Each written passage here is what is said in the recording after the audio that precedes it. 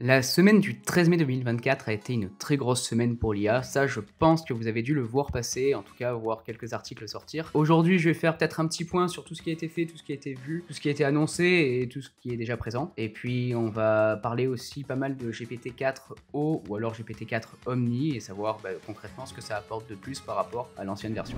Au niveau de la semaine du 13 mai, on a eu beaucoup de choses, notamment donc l'arrivée le 13 mai de GPT-4o, donc que OpenAI a annoncé comme GPT-4 Omni. En gros, l'idée c'est quoi? C'est un système de GPT qui fonctionne avec des prompts et tout ça. Mais on va beaucoup plus loin. On ajoute la vidéo, on ajoute le son, mieux avec la vidéo. L'idée c'est qu'on puisse à terme interagir avec comme un assistant vocal en temps réel. Et là-dessus, ça fait faire un gros pas en avant au niveau de l'IA, hein, concrètement. Avoir un LLM avec lequel on discute avec simplement un clavier, une souris, ou un clavier parce que discuter avec la souris ça n'a pas de sens, mais un clavier, attendre les réponses, etc.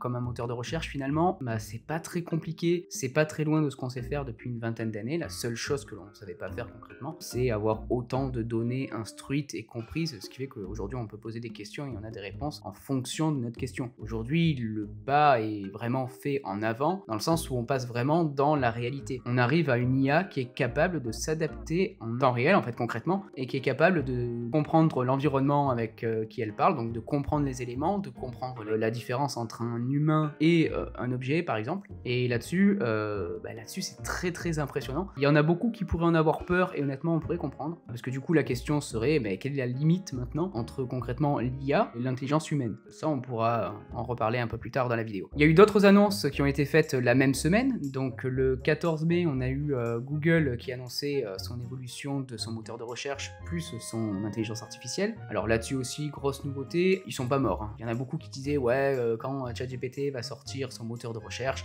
on pourra dire bye bye Google, ce sera fini. Honnêtement, Google ils sont en train de bien rattraper leur retard. Avec Gemini 1.5, ils sont bien évolués, donc aussi un flux de données énorme puisqu'ils ont à peu près toutes les informations que l'on a tapées sur le moteur de recherche depuis les débuts, donc ils ont pas mal d'informations. Et puis Google c'est une grosse boîte, c'est pas juste un moteur de recherche, c'est aussi tout Alphabet concrètement. J'avais fait une vidéo là-dessus il y a quelques mois, peut-être même un an. Google c'est énorme. Et donc le 14 mai ils nous ont annoncé donc justement la sortie et l'arrivée de son moteur de recherche évolué avec l'IA. Alors nous en France, moi j'ai l'impression qu'on ne l'a pas encore, alors peut-être que je vais regarder là vite fait. Gemini Advance arrive dans 150 pays et 35 langues. Bonne nouvelle, la France est dans la liste. Alors après, quand est-ce que ce sera déployé? Je suppose dans les prochaines semaines, les prochains mois. Il n'y a pas encore, en tout cas j'arrive pas à trouver concrètement de date ou de période définie son arrivée, mais bon, on est vraiment pas loin. On a aussi l'IA de Elon Musk qu'on appelle Grok qui arrive en France. Ça a été annoncé le 16 mai. Je me suis réveillé le 17 mai en voyant la petite nouvelle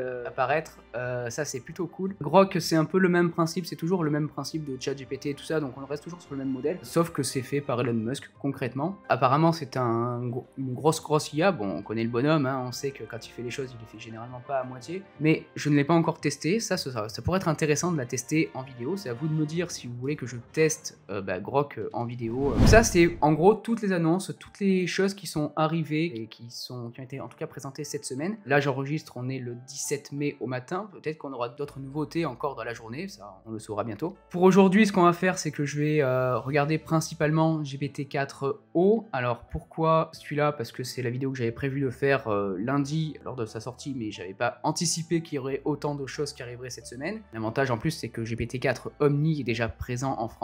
J'ai eu quasiment le déploiement de façon instantanée, ça a été annoncé le lundi soir. Le lundi soir, j'étais dessus, 2-3 heures après, j'étais déjà en train de m'amuser avec. GPT-4o, c'est quoi? Qu'est-ce que ça change? Qu'est-ce que ça apporte? Qu'est-ce qu'il y a vraiment de concrètement différent aujourd'hui? Aujourd'hui, concrètement, il n'y a pas grand-chose de différent, dans le sens où la partie real-time, la partie vidéo, son, tout ça, n'est pas encore là, n'est pas encore déployé. En tout cas, moi, je n'y ai pas encore accès. Donc là, on peut voir, par exemple, que tout en haut à gauche, j'ai GPT-4o qui est apparu, donc j'ai plusieurs modèles, donc j'ai toujours le 3.5, toujours le 4, mais cette fois-ci j'ai le nouveau modèle, beaucoup plus avancé et beaucoup plus rapide aussi, ça c'est ce qu'on va voir. Si je veux lui poser une question, on pourrait faire le test. Alors quelle pourrait être la question? Comment faire un café sans machine à café? Donc là on voit qu'il y a un petit temps d'attente assez léger, et puis ça charge, et puis ça affiche les informations au fur et à mesure, et bon, on connaissez le principe. Donc il prend son temps, il nous explique concrètement tout ce qu'il faut, etc.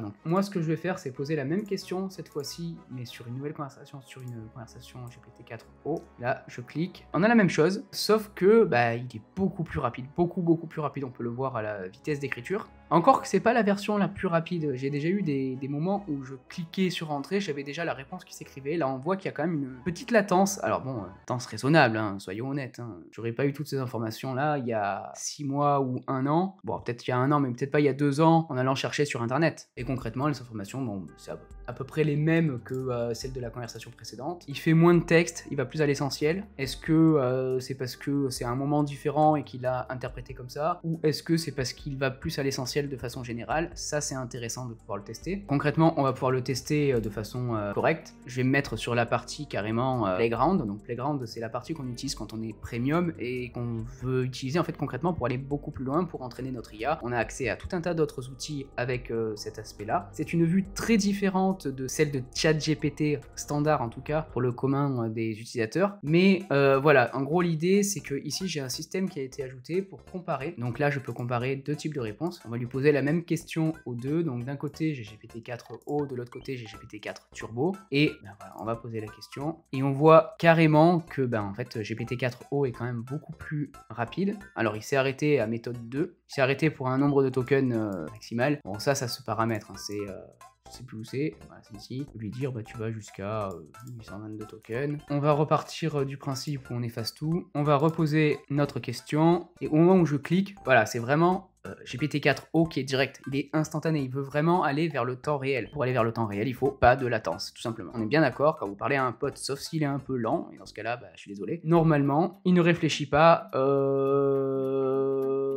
avant de donner une réponse. Vous avez compris le principe. J'espère qu'il n'y a personne qui va faire un mème avec ma tronche. Bref, on a concrètement voilà, les temps de latence, 16 000 millisecondes contre 28 000 millisecondes, ce qui fait quand même, bah, c'est presque 2 fois plus rapide. C'est pas exactement 2 fois plus rapide, mais quand même presque 2 fois plus rapide sur le nouveau modèle. Et ce qui est intéressant de remarquer, c'est que non seulement c'est plus rapide, mais en plus, on a reçu un petit mail qui m'a fait beaucoup rire. Avec mon équipe, on est justement en train de travailler avec de l'IA pour certaines de nos solutions. Et justement, quand on a reçu ce mail, on était ultra heureux. Évidemment, on a sauté de joie. En gros, bon, vous voyez le mail, nous avons lancé GPT-4o dans l'API. Donc l'API, c'est ce qu'on utilise nous de notre côté dev. Je pourrais en reparler éventuellement ou présenter le fonctionnement de l'API dans une prochaine vidéo. Si ça vous intéresse, n'hésitez pas à le mettre en commentaire. Aussi intelligent que GPT-4 Turbo et bien plus efficace. Et c'est ça qui nous intéresse. Parce qu'en gros, dans le plus efficace, il y a prix 50% inférieur. Bon là, j'ai fait la traduction en anglais. Donc en gros, il coûte 50% moins cher. GPT-4o est moins cher que GPT-4 Turbo. Tant pour les jetons d'entrée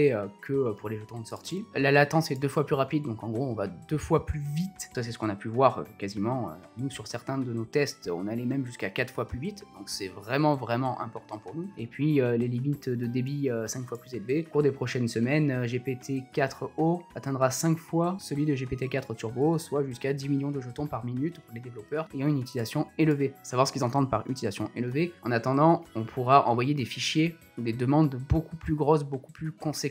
Et du coup là-dessus c'est vraiment ultra intéressant. Donc en gros ils nous disent bien concrètement dans le mail, bon bah les gars, ça sert à rien de rester sur GPT-4 Turbo, utilisez GPT-4o, c'est pareil sauf que vous payerez moins et vous irez plus vite. L'idée elle est là. Comment ils ont fait, je n'en ai aucune idée, j'aimerais bien le savoir, je pense que je me renseignerai pour une prochaine vidéo. Aujourd'hui c'est pas encore le cas parce que c'est pas déployé, mais si demain on a la possibilité de se filmer, de poser des questions et d'avoir les réponses en temps réel, quelle est la différence avec avec une intelligence humaine? Concrètement c'est quoi la limite? Qu'est-ce qu'on peut attendre de plus? J'ai posé la question à ChatGPT lui-même, parce que je considère qu'il n'y a personne de mieux placé que lui pour répondre à ce genre de questions. Donc j'ai posé la question, en gros, qu'est-ce qui différencie un GPT d'une intelligence humaine aujourd'hui? Donc en se basant sur GPT-4, GPT-4V et GPT-4o, excusez-moi. Concrètement, il m'a sorti un gros pavé de texte. Moi, je lui ai demandé de me faire un résumé sous tableau, parce que franchement, voilà, on se comprend. La différence aujourd'hui entre un GPT et l'intelligence humaine, ça va être sur des aspects qui vont être vraiment très proches de l'humain. Ça va être la nature de l'apprentissage. En gros, la nature de l'apprentissage, c'est quoi? C'est un GPT pour apprendre, on est obligé de lui donner des données, alors que l'humain, bah, il apprend au quotidien. Là, par exemple, je suis en train de parler, j'ai remarqué que ça faisait 3 fois que je me grattais le nez pendant que je parle. J'apprends de moi-même sans qu'on me dise attention, voilà comment il faut pas faire en vidéo, il faut pas te gratter le nez en vidéo. Non, concrètement, je sais de moi-même qu'il faut que j'arrête de me gratter le nez en vidéo parce que